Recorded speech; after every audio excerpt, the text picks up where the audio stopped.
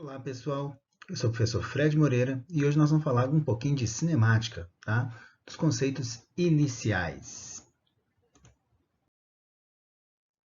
Bom, gente, o estudo da cinemática é basicamente estudar o movimento, né? É conseguir prever onde que um corpo vai estar baseado numa equação, né?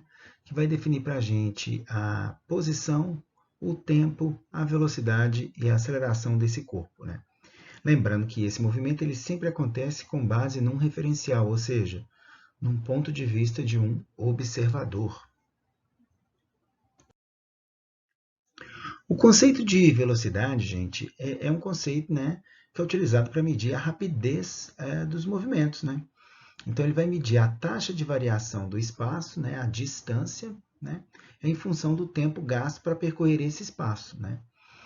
Então, por exemplo, a gente vai falar que você pode, por exemplo, criar uma corrida, né, em que quem chega primeiro é o mais rápido, né? Então, na corrida dos 100 metros, né, o primeiro corredor que chegar na linha de chegada lá, ele é o mais rápido, né? Quer dizer que ele percorreu a mesma distância que todo mundo, 100 metros, só que em menos tempo, então ele teve maior velocidade, né?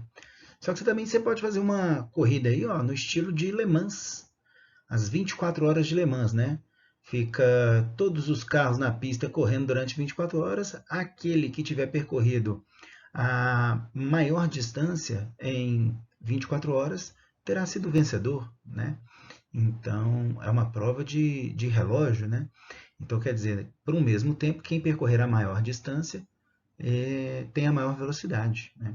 Então, essa é a ideia da velocidade, é uma relação entre a distância percorrida e o tempo gasto para percorrê-la, né? A velocidade ela vai ser medida sempre em metros por segundo ou quilômetro por hora, né?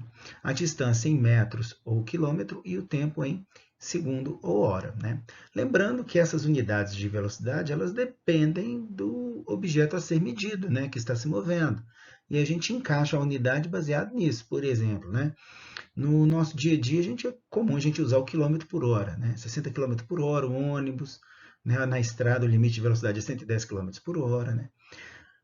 Agora, se a gente for conversar a respeito, né, da deriva continental, por exemplo, você tem as placas tectônicas que se movem 5 centímetros por ano. É uma velocidade, né, muito lenta. 5 centímetros, uma distância bem pequena, né? Ao longo de um ano, um tempo muito grande, né, para a gente.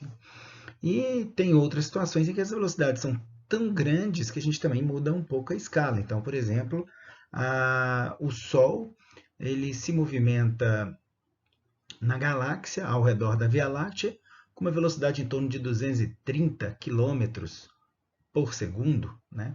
Então, a cada segundo o Sol se move 230 quilômetros, né?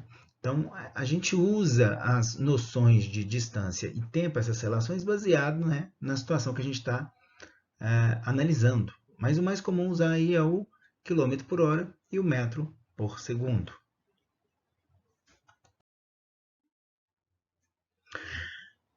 Para transformar o quilômetro por hora para metro por segundo e vice-versa, basta usar a regrinha do 3,6, né? Quer dizer, um quilômetro tem 1.000 metros e uma hora tem 3.600 segundos. Logo, do quilômetro por hora para o metro por segundo, você vai dividir por 3,6. Né? E do metro por segundo para chegar no quilômetro por hora, você vai multiplicar por 3,6. Né? Então, por exemplo, um corpo que está percorrendo 10 metros por segundo, né? Ao final de uma hora ele terá percorrido 36 quilômetros. Tá?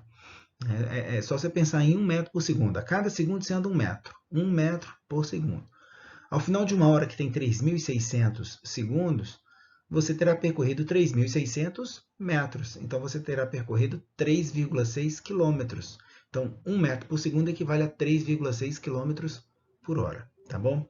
Nas questões, vocês vão encontrar muito aí velocidade 72 km por hora, 36 km por hora, 108 km por hora, 90 km por hora, 54 km por hora, que mais?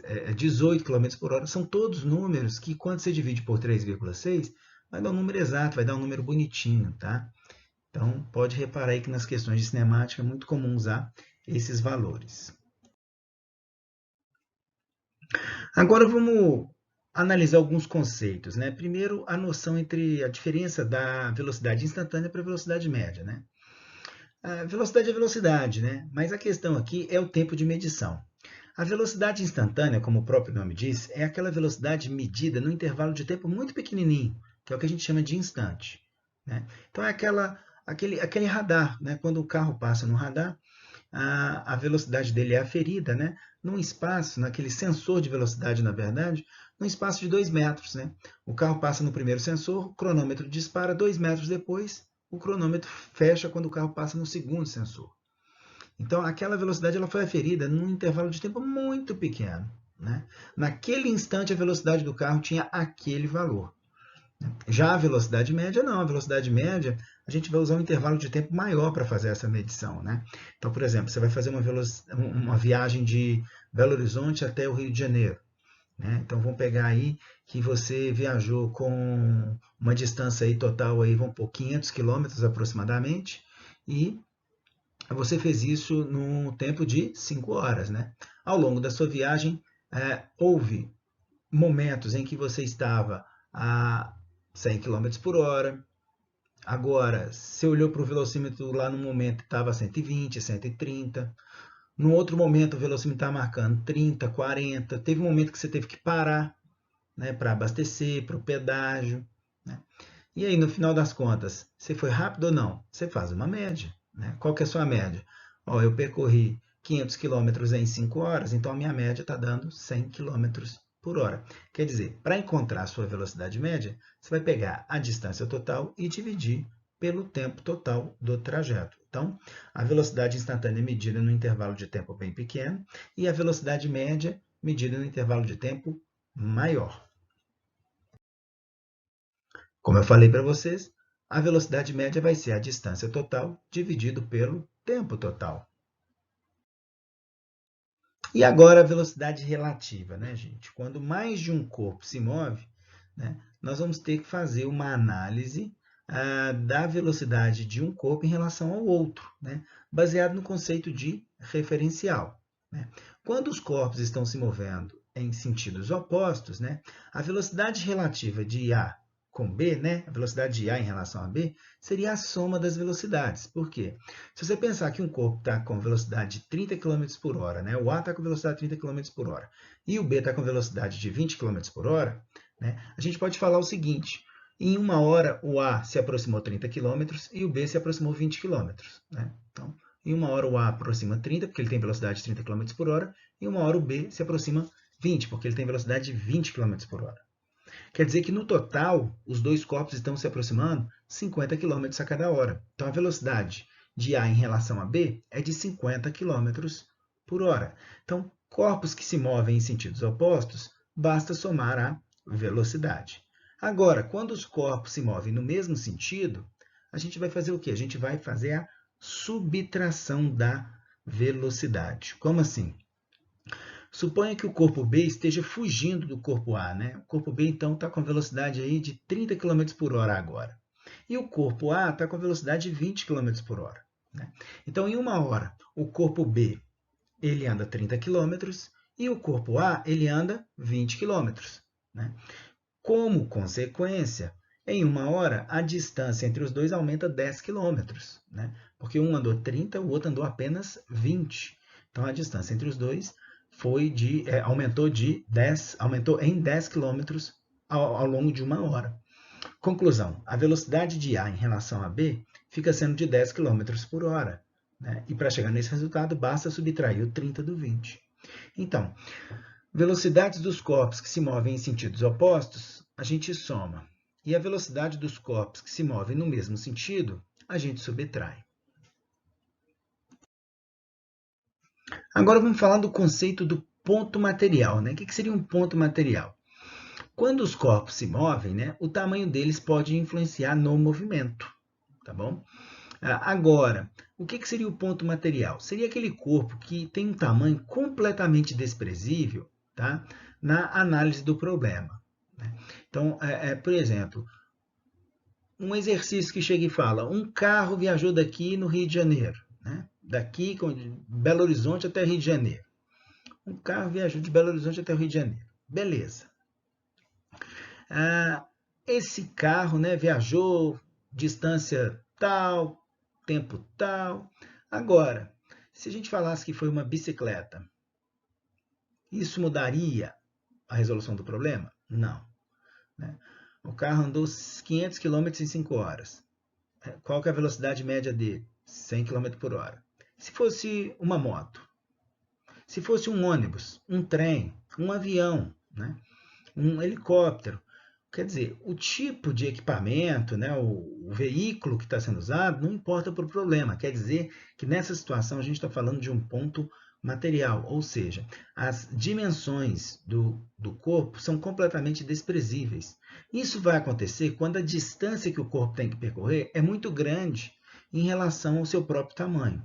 Então, um carro de 3 metros indo daqui no Rio de Janeiro percorrendo 600 quilômetros, 500 quilômetros, 400 quilômetros, o tamanho do carro é completamente desprezível. O tamanho do ônibus é completamente desprezível, do avião, do metrô, do trem, do que você quiser, né? O tamanho vai ser desprezível nessa situação.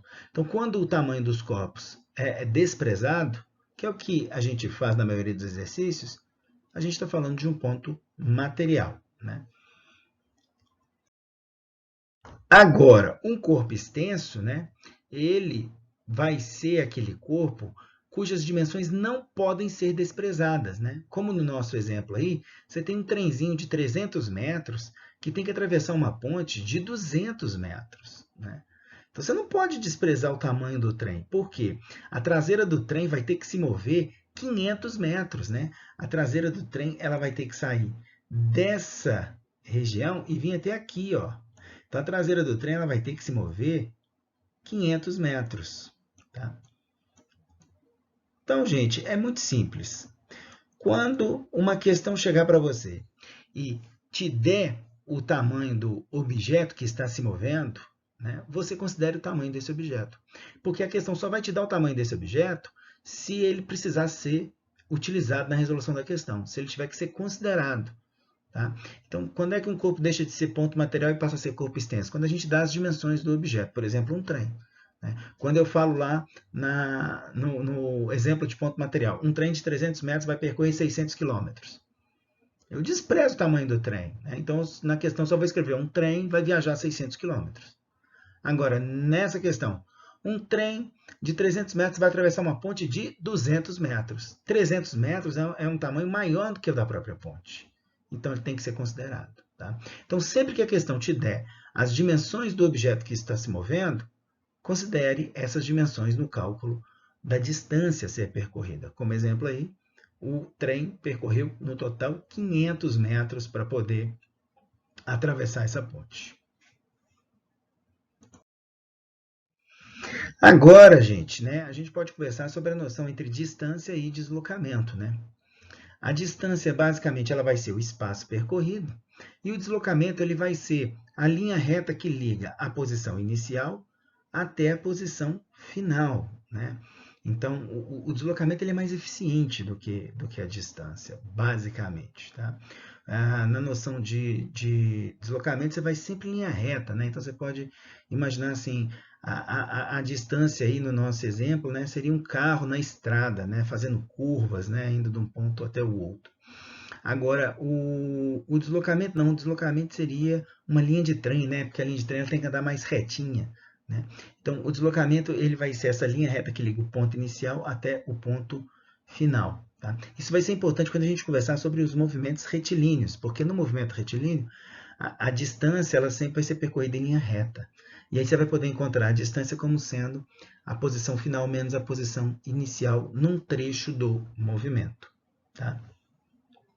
Detalhe, se a posição final for igual à posição inicial, o deslocamento total é zero. Né? Então vamos pegar um exemplo. Se você comprar um carro direto da fábrica que o automóvel foi produzido, tira o carro lá de dentro da fábrica, sai com o carro, roda com ele pelo mundo inteiro durante alguns anos, depois você volta e devolve o carro para a fábrica. Você vai vender o carro direto para o fabricante. Né? A gente pode falar que o deslocamento total do veículo, se o fabricante pegar esse carro e desmontar ele, o deslocamento total do veículo foi zero. Né? Sua vida inteira aí, o deslocamento total foi zero. Por quê? Porque a posição final dele é a mesma posição inicial. Porém, né, a distância percorrida, o espaço percorrido foi de dezenas de milhares de quilômetros aí. Né? Você não vai vender o carro como sendo 0 km, né? Você vai vender o carro como um carro usado. Mas, se você precisar encontrar o carro, né? Cadê meu carro? Ó, eu falo, ó, o deslocamento dele total foi 0. Aí você sabe, ó, se o deslocamento total foi 0, quer dizer que a posição dele atual é a posição inicial dele. Qual que é a posição inicial dele? A fábrica. Né?